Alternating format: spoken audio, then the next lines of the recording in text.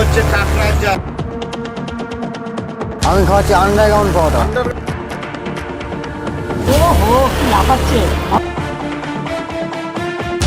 সেই ভিডিওটা শেয়ার করে দেবো। মাইকে চোদ। এক যে ছিল ফোনপে পরোটা, যার শরীর দিয়ে বয়ে যেত ঘাম, আজকে অন্যের ভালো না দেখতে পেরে করেছে তাহার বদনাম। আবার এরকমও কিছু মানুষ আছে যারা কিনা খাবার করে খায় ধার। আর এনাদের ক্যাটাগরির নাম নাকি হচ্ছে ফুড ব্লগার।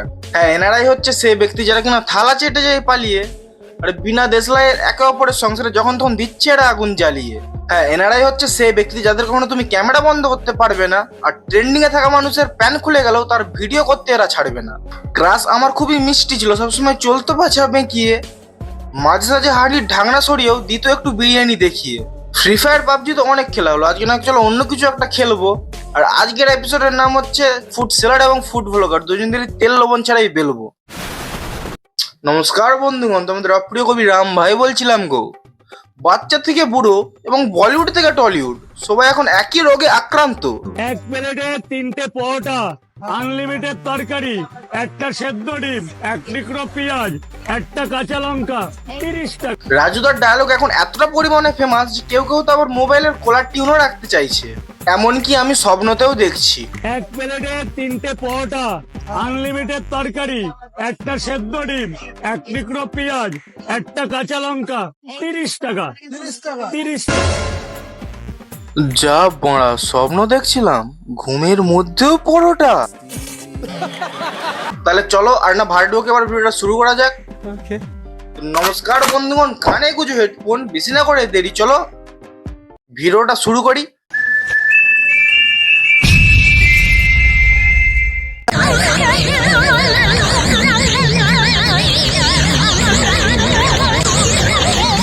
কি হলো কাকা, এরকম এরকম হচ্ছে কেন? এই এরকম এরকম স্প্রিং ট্রিং কেটে গেল নাকি? এরকম এরকম হচ্ছে।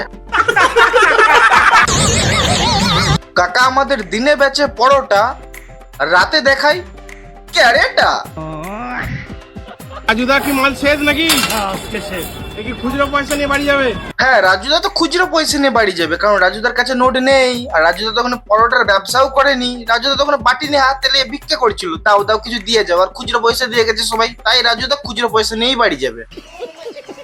মানে ভাই এরকম প্রশ্নগুলো তোদের মাথায় আসে কোথা থেকে? মানে এরকম প্রশ্নগুলো তো মানে অমিতাভ বচ্চন কোন মানে কারোর প্রতি তাও করেনি। দেখি একটু হাঁড়িগুলো দেখো কি অবস্থা। হাঁড়ি পুরো কেচে নিয়েছো? কেচে নিয়ে চলে গেছে। আর একটু হাঁড়িটাও দেখো কি অবস্থা। মানে ওই যতটুকু লেগে আছে ওইটা ওই ফুড ব্লগার গুলো চেটে দেবে, আমি বলছি ওগুলোও চেটে দেবে। তোমাকে বেকার রাজুদা বাড়ি নিয়ে গিয়ে স্কচ বাইটে জোরে জোরে ঘষে আর ধুতে হবে না, এরা যতটা চেটে দেবে ওইটাই পরিষ্কার হয়ে যাবে। রাজু ফাজু হতো রাতের কাছে সকালে বাস। এই একটা কাকা, আর পরোটা দোকানে কেউ যদি পরোটা খেতে যায় তার শরীর সুস্থ হয় নাকি হজম হয় আমি নিজেও জানি না।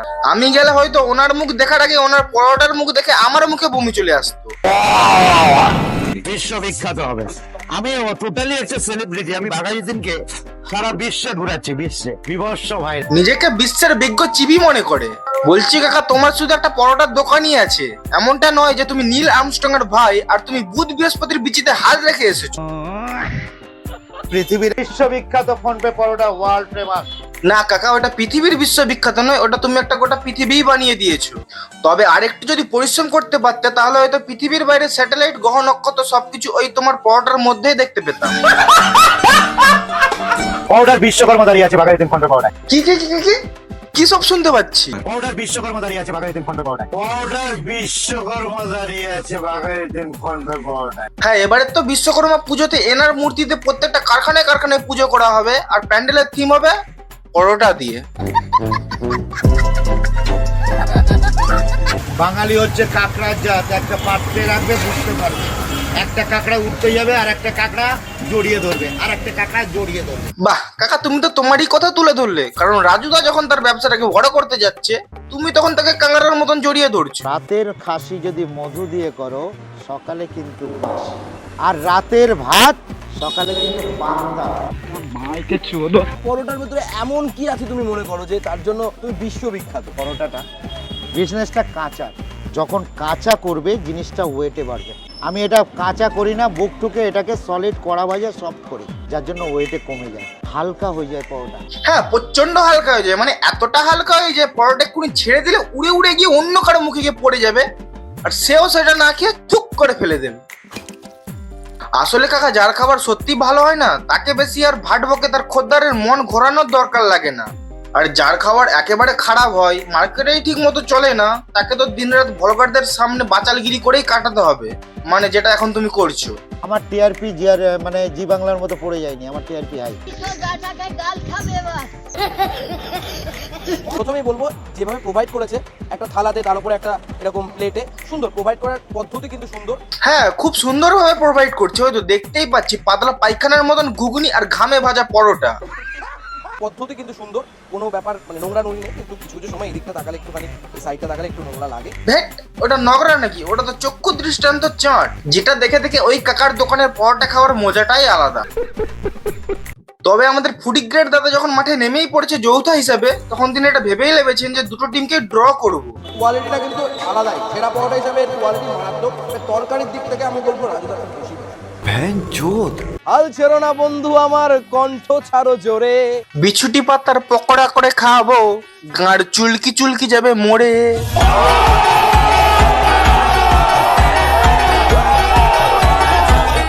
এটা আইবুড়ো ভাতও চলছে না, জন্মদিনও চলছে না, আর অন্য কিছুও চলছে না। এক্ষুনি যদি আমার ছেলে অডিয়েন্স গুলোকে জিজ্ঞাসা করি যে বলো তো ভাই ওখানে কি কি রেসিপি রাখা ছিল, কেউ বলতে পারবে না, কারণ ওনাদের তো নজর আবার ক্লিভেজ নন ভেজের দিকে। আমরাও কিন্তু এই ভিডিওটা যখন দেখি প্রথমে কিন্তু প্লেটের দিকে আমার নজরটা পড়ছিল। আমি দেখো বলে দিচ্ছি কি কি রেসিপি রাখা আছে।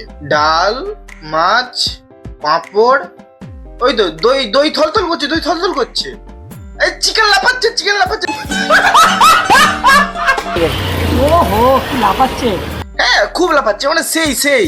আর এইভাবে লাফাই বলেই তো বিরিয়ানি হাঁড়িতে সবসময় লাল কাপড় দিয়ে মোড়া থাকে।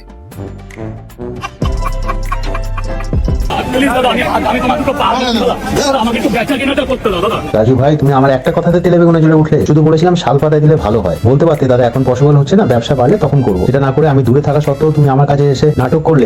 আরে বড় লোক ফুড ভ্লগার, তোর মাথায় একটা কথা ঢুকাচ্ছি, ভালো করে ঢোকা, ঠিক আছে? ভালো করে ঢোকা। ওটা একটা স্ট্রিট ফুড দোকান, ওটা কোনো বড় রেস্টুরেন্ট না যে তোকে কাঁচার থালায় বসিয়ে ভালোভাবে খাওয়াবে। ঠিক বলেছো। যেই কাগজের পেপারে দিচ্ছে ওই কাগজের পেপারেই তুই খা। এটার দাম 30 টাকা, এই 30 টাকায় তোকে এত কিছু দিচ্ছে, আবার শাল পাতা চাইছে। যে ব্লগার ভাইদের জন্য তোমার উত্থান, তাদের দেখলে এখন রেগে যাচ্ছ। হ্যাঁ, ঠিক ঠিক। রাজুদা আজকে যে ফুড ব্লগারদের জন্য উঠেছে, সেই ফুড ব্লগার গুলোকে দেখলে তিনি রেগে যাচ্ছেন। কেন রেগে যাচ্ছেন? কেন?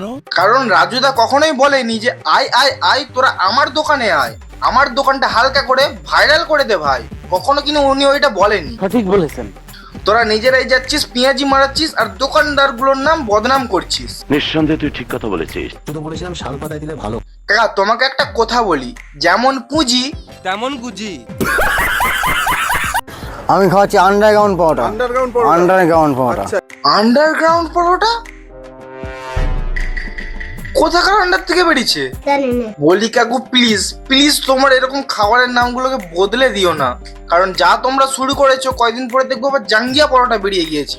সেইটার জন্য আমরা আবার মুশকিলে পড়ে যাবো যে এটাকে আমরা খাবো নাকি নিচে পড়বো।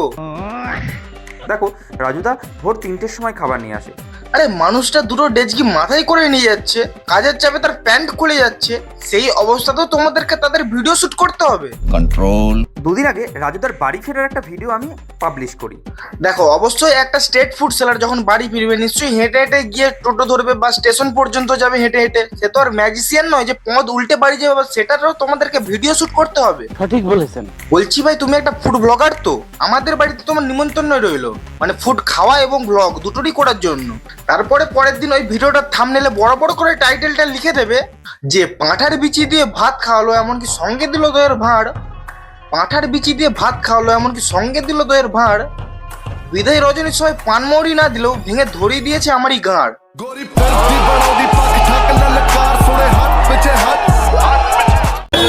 এই দাঁড়াও,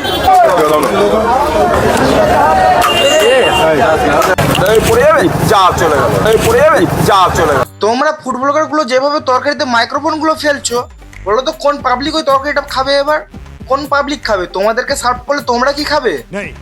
এমনকি তোমাদের মধ্যে কিছু ব্লগার আছে যারা কিনা খাবার তো খাবেই না, উল্টে নিজের চ্যানেল মনিটাইজেশন করতে চলে আসবে। তোমরা শুধু নিজের দিকটা দেখছো, ব্যবসা যে করছে তার দিকটা একবারও দেখছো না। তোমাদের বিজনেসের জন্য অ্যাটলিস্ট ওই মানুষটাকে ডিস্টার্ব করো না। হ্যাঁ জানি তোমাদের জন্য অনেকেরই দোকানদারের ব্যবসা বেড়েছে, সেটা ফোনপে হোক, ধনপে হোক বা রাজুদাই হোক, কিন্তু এমনটা করো না তার ব্যবসাটা যতটুকু বেড়েছে সেই ব্যবসাটাকে আবার গুছিয়ে রাজুদা পকেট পরোটা তার পকেটে ঢুকিয়ে তার বাড়ির দিকে রওনা দিতে হয়। ঠিক বলেছো। তো আজকের ভিডিও এই পর্যন্তই রাখবো। ভিডিওটা কেমন হচ্ছে একটু প্লিজ কমেন্টে এসে বলো। আর পেজে আমার নতুন হয়ে থাকলে তাহলে একটু রামবাইটাকে করে দাও ফলো। আর ইউটিউব থেকে দেখলে নিচে থাকা সাবস্ক্রাইব বাটনটাকে টিপে সাইডে থাকা বেল আইকনটাকে টং করে বাজিয়ে দাও, যাতে নেক্সট ভিডিও আসার সঙ্গে সঙ্গে তোমার কাছে নোটিফিকেশনটা পৌঁছে যায়। তো চলো ততক্ষণের জন্য বাই। আবার পরের ভিডিওতে যেন তোমাদের থেকেও বেশি অডিয়েন্সের দেখা পাই। চলো।